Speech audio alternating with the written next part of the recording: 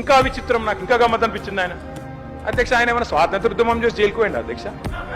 ఏం చేసిపోయింది అధ్యక్ష జైలుకి? ఆయన ఇది పెద్ద సానుభూతి. మేము పోలేదా జైలుకి? వరంగల్ జైలుకి నేను కూడా పోయిన తెలంగాణ ఉద్యమంలో.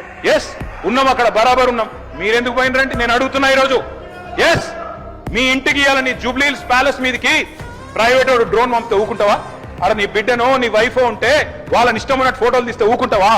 ఎవరి ఇళ్లలో పడతా వాళ్ళ ఇళ్ళ దొరబడతా, నా ఇష్టం ఉన్నట్టు చేస్తా, అరాచకం చేస్తా అంటే ఊకుంటారా అధ్యక్ష? ఇది పద్ధతేనా అధ్యక్ష? అంటే మీ కాడికి వచ్చేవరకే కుటుంబాలు, మీ కాడికి వరకు వచ్చేవరకే భార్య పిల్లలు, వేరే వాళ్ళకి లేరా అధ్యక్ష భార్య పిల్లలు? మీరు ఆనాడు ఇష్టం ఉన్నట్టు మాట్లాడినప్పుడు, లేని రంకులు అంటగట్టినప్పుడు, ఇష్టం ఉన్న సంబంధాలు మాట్లాడినప్పుడు ఆ రోజు లేవా నీతులు? చివరికి మా ఇంట్లో పిల్లల్ని కూడా తిట్టింది మీరు కాదా? ఆనాడు మా ఇంట్లో చిన్న చిన్న పిల్లల్ని పట్టుకొని, మైనర్ పిల్లల్ని పట్టుకొని బూతులు మాట్లాడింది మీరు కాదా? మీరేదో పెద్ద సానుభూతి కోసం మాట్లాడితే ఏం పని చేసిపోయినా మీరు జైలు. అయినా నేను అడుగుతున్నా, ముఖ్యమంత్రి గారు నేను అడుగుతున్నా, అధ్యక్ష జైలుకి ఎవరు పంపుతారు అధ్యక్ష? ప్రభుత్వాలు పంపుతాయా? కోర్టులు పంపుతాయి. కోర్టులో మీరు ఛాలెంజ్ చేసినారు, నన్ను రిమాండ్కి పంపొద్దు అని మీ లాయర్లు అడిగినారు. కోర్టు కాదు, మీరు జైలుకే పోవాలని చెప్పింది. మేమేం చేస్తాం? దాన్ని రిమాండ్కు పంపేది మేం కాదు సార్, మీరు కాదు. ముఖ్యమంత్రి గారు హుంకరిస్తున్నారు. నేను అనుకుంటే అక్కడ ఎవరు మిగిలరు. నువ్వు ఏమనుకున్నా ఏం ఫరక్ పడదు, నువ్వు ఏం చేసుకున్నా ఏం ఫరక్ పడదు. నువ్వు అనుకుంటున్నావు పదవి శాశ్వతం, అధికారం శాశ్వతం, ఏది శాశ్వతం కాదు.